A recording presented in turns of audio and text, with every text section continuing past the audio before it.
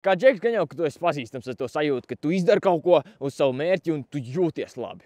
Tu dari un rītīgi forši. Un tagad tu gribi tā kā atpūsties, tad tas, ir kā sūdīgi. Tas pats arī teiks grāmatā Īsti vīrieša ceļš, kur viņš stāsta, ka mēs jūtamies piepildīti tikai tad, kad mēs strādājam uz saviem mērķiem un principā mums dzīvē nebūs brīdis, kad mēs beigsim to darīt. Tāpēc, tā, kad mēs beidzam strādāt, to mēs jūtamies sūdīgi. Ir tas stāsts, kur Džekiņš tā kā vecs un viņš visu laiku strādājis uz savu, un tad viņš aizgāja atvaļinājumā. Un tad viss atkal ir drausmīgi, tā kā viņam parādās tur visādas slimības, un viņš pēc kaut kādiem mēnešiem vienkārši nomirst. Un tieši tāpat arī mums ir. Vienkārši mēs tik ātri nenomirsim, vienkārši jutīsimies drausmīgi visu savu dzīvi, tikmēr, ka mēs neatradīsim šo mērķi, uz ko strādāt. Šis arī ir iemesls, kāpēc video spēles un tādas lietas, kur tev ir, es strādāju dabūt augstāku līmeni, kaut ko tam līdzīgi, ir tik foršas, un tu negribi aiziet no tām, tu jūties, ka tu strādā uz kaut ko, tev ir tas mērķis, un tāpat arī ir principā jebko. Un jā, dzīvot tā, ka tev visu laiku jāatzinās pēc mērķa, varētu likties tā,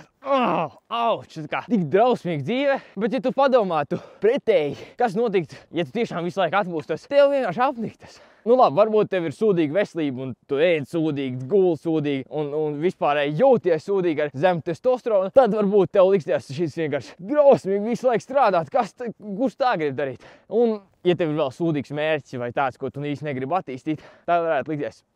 Bet šeit ir vienkārši atslēgas atšķirīt to veselību un saprast, kas ir tas mērķis, ko tu vēlies attīstīt, kas tev liekas svarīgs dzīvē. Pamatā tas būs kaut kāda veida palīdzība citiem. Es personīgi piedāvāju fitness coaching pakalpojumus un vienkārši stāstu internetā tās lietas, caur kuriem es eju, kādas mācības ieguvu un tā tālāk. Tā kā noteikti piesako, ja tu vēlies redzēt līdzīgus video kā šis un ierakst savus domas komentāros.